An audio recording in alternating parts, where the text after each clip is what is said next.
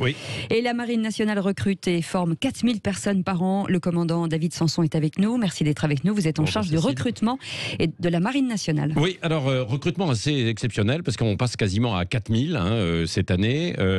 Il y a un véritable souci aujourd'hui d'entretenir des effectifs de l'armée. C'est vrai partout dans le monde. On va peut-être pas revenir sur ce contexte international quand même qui est assez lourd. On l'a évoqué tout à l'heure avec l'ambassadeur de Turquie.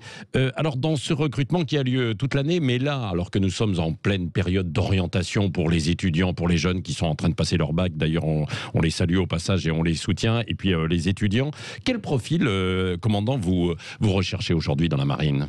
Alors, on recherche en fait tous les profils, puisque nous formons 100% des jeunes Français qui rentrent dans la marine. Oui. Ils ont le bac ou ils n'ont pas le bac, ou au-dessus du bac. Ils ont entre 16 et 30 ans, hommes et femmes. Donc, on a une pluralité de métiers à leur offrir, et surtout une formation avec des vraies écoles qui sont un peu partout en France, des écoles militaires et des écoles métiers. Voilà.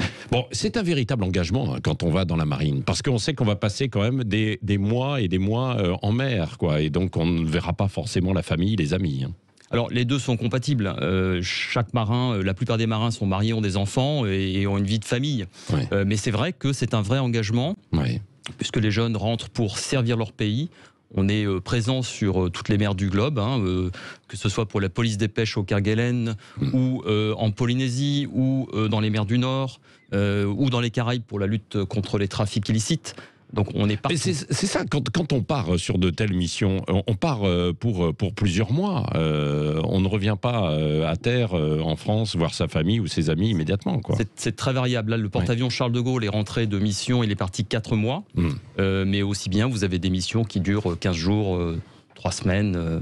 C'est très variable en fait, il n'y a pas vraiment de taille de mission. Mais est-ce qu'il faut des profils psychologiques justement particuliers ? Alors le profil psychologique particulier est simple, il faut être motivé, il faut vraiment avoir envie de ça. Moi je recrute des gens qui sont partants, qui ont faim, qui ont envie de rentrer dans la marine, et pour ça on les aide à découvrir. Alors déjà avec notre site Être Marin de recrutement, mais également notre chaîne YouTube, et puis surtout nos CIRFA dans lesquels les jeunes peuvent venir poser des questions et on va leur montrer en fait quelles possibilités s'offre à eux. Oui, et là, alors, est-ce qu'ils peuvent bénéficier un peu de, entre guillemets, de forme de stage, de découverte pour voir s'ils peuvent s'engager ou pas ? Alors oui, tout à fait. On a des préparations militaires marines. Il y a 2500 jeunes tous les ans qui rejoignent toutes ces préparations militaires qui sont réparties sur tout le territoire français. Et tous les week-ends, une fois par mois, ils nous rejoignent et on leur explique en quoi la marine consiste. Oui. Et quelles sont les valeurs qui peuvent séduire en fait un jeune dans la marine ? Je pense que déjà la première des valeurs, c'est de servir son pays.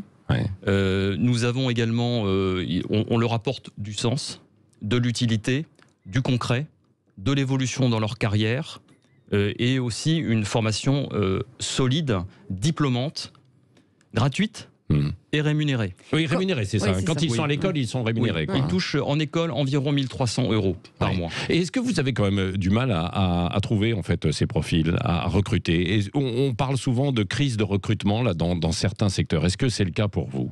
Alors, oui et non. Non, globalement, puisque la marine recrute 4000 personnes par an, c'est son objectif, elle fait ses chiffres. En revanche, effectivement, il y a des métiers plus difficiles, les métiers des technologies de l'information, ou lorsque nous cherchons des sous-mariniers, c'est un des métiers les plus difficiles chez nous, parce que un des plus beaux métiers certainement, et ça rend l'explication difficile. Pourquoi difficile, les sous-mariniers ? Parce que ce sont des métiers que l'on exerce à bord d'équipements, de bateaux, de sous-marins qui sont très technologiques, avec une volonté également de servir en équipage.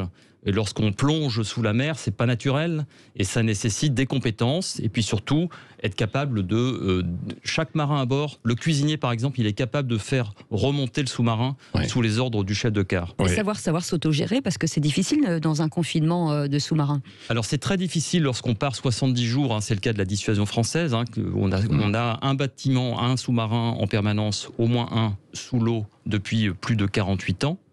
La mission ne s'est jamais interrompue. Ça veut dire que derrière, il faut des gens formés qui soient capables effectivement de rester 70 jours sous l'eau. Oui, sans vision extérieure. Est-ce que les femmes aujourd'hui se précipitent, ou les jeunes femmes se précipitent dans la marine nationale aujourd'hui ? Alors, se précipiter, je ne dirais pas ça. Ça serait bien qu'elle le fasse. Ça serait bien qu'elle le fasse. Nous recrutons environ 20% de jeunes femmes et nous avons tous les métiers sont ouverts aux femmes.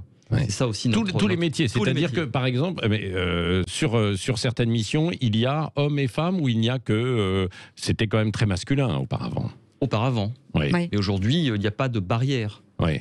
Y compris, par exemple, pour sous-mariniers ? Alors, les sous-mariniers sont en train de réfléchir à intégrer les femmes sur toutes les missions. Il y a déjà des femmes qui ont navigué à bord des sous-marins nucléaires lançants d'engins pour la dissuasion. Donc on est déjà dans ce processus. Parce qu'on imagine évidemment les difficultés qu'il peut y avoir sur quand on est confiné, l'intimité, etc. Bien sûr. Évidemment. Oui.